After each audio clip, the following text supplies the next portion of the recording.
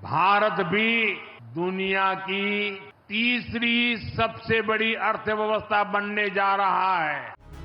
মার্কিন যুক্তরাষ্ট্রে ভারতীয় পণ্যে 25% শুল্ক চাপিয়েছেন ডোনাল্ড ট্রাম্প। সে সময় সমাজ মাধ্যমে ট্রাম্প ভারতের অর্থনীতিকে মৃত বলে কটাক্ষও করেছিলেন। শনিবার জবাব দিলেন প্রধানমন্ত্রী নরেন্দ্র মোদী। নিজের লোকসভা কেন্দ্র বারাণসী থেকে বললেন, ভারত খুব শীঘ্রই তৃতীয় বৃহত্তম অর্থনীতির দেশ হতে চলেছে, তাই সতর্ক থাকতে হবে ভারতকেও। भारत भी दुनिया की तीसरी सबसे बड़ी अर्थव्यवस्था बनने जा रहा है।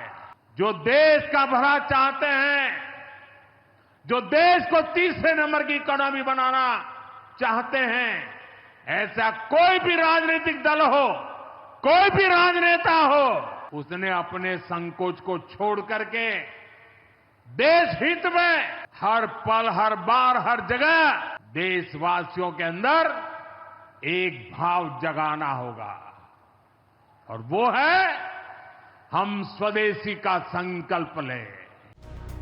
মোদির বার্তা শুধু ডোনাল্ড ট্রাম্পকে নয়, বার্তা এ দেশের সব দলের রাজনৈতিক নেতাদেরকেও। ভারতীয় পণ্যে 25% শুল্ক ঘোষণার সময় ট্রাম্প সমাজ মাধ্যমে লিখেছিলেন, রাশিয়ার সঙ্গে ভারত কি করলো তাতে আমার কিছু যায় আসে না। তারা একসঙ্গে তাদের মৃত অর্থনীতি ধ্বংস করতে পারে। আমরা ভারতের সঙ্গে খুব কম ব্যবসা করি, তাদের শুল্ক অনেক বেশি, যা বিশ্বের মধ্যে সর্বোচ্চ। রাশিয়া ও যুক্তরাষ্ট্র একসঙ্গে প্রায় কোনো ব্যবসাই করে না, আমরা বিষয়টিকে সেভাবেই রাখব। স্পষ্ট হয়েছিল, রাশিয়া থেকে ভারতের খনিজ তেল ও অস্ত্র ক্রয়ে আপত্তি রয়েছে ট্রাম্পের। ভারত আগে খনিজ তেল কিনত আরব দুনিয়া থেকে। রাশিয়া ইউক্রেন যুদ্ধের সময় রাশিয়ার ওপর বিধিনিষেধ আরোপ করে আমেরিকা সহ পশ্চিমী দুনিয়া। রাশিয়াও বাধ্য হয়ে সস্তায় এবং অনেক বেশি ছাড়ে তেল বিক্রি শুরু করে। মোদী সরকারও রাশিয়া থেকে তেল আমদানি এক লাফে বাড়িয়ে দেয় 34%। তাতে সাশ্রয় হয়েছে ভারতের, কমেছে উৎকণ্ঠাও। শনিবার মোদী ট্রাম্পকে যেন বুঝিয়ে দিলেন যে যার নিজের দেশের ভালোর জন্য কাজ করবে তাতে কেন আপত্তি ট্রাম্পের। आज दुनिया की अर्थव्यवस्था कई आशंकाओं से गुजर रही है, अस्थिरता का माहौल है। ऐसे में दुनिया के देश अपने अपने हितों पर फोकस कर रहे हैं, अपने अपने देश के हितों पर ध्यान केंद्रित कर रहे हैं।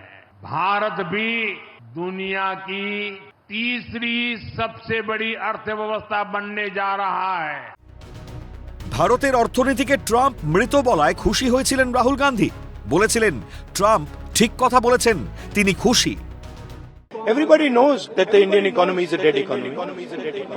I'm glad that President Trump has stated a fact. आपको ये मालूम नहीं है कि इंडियन इकोनॉमी डेड इकोनॉमी है? कोई कंफ्यूजन है आप में? শনিবার মোদী শুধু ট্রাম্পকেই না, পরোক্ষে বার্তা যেন দিলেন রাহুল গান্ধীকেও। কংগ্রেস নেতাকে যেন বার্তা দিলেন, ভাবুন জাতীয় স্বার্থের কথা। প্রধানমন্ত্রী পদে বসে বিদেশ নীতিতে কূটনৈতিকভাবে কুশলী পথে চলছেন মোদী। হয়তো তাই তিনি পররাষ্ট্রমন্ত্রী হিসেবে বেছে নিয়েছেন রাজনীতিক না, প্রাক্তন কূটনীতিক এস জয়শঙ্করকে। তাদের কুশলী কূটনীতিতেই ভারত পাক সংঘর্ষ বিরতি নিয়ে ট্রাম্পের নাম না করে ট্রাম্পের দাবিকে বারবার নস্যাৎ করেছেন মোদী জয়শঙ্কররা। ভারতের অর্থনীতি নিয়ে শনিবার ফের মার্কিন রাষ্ট্রপতিকে জবাব দিলেন নরেন্দ্র মোদী। ক্যালকাটা নিউজ।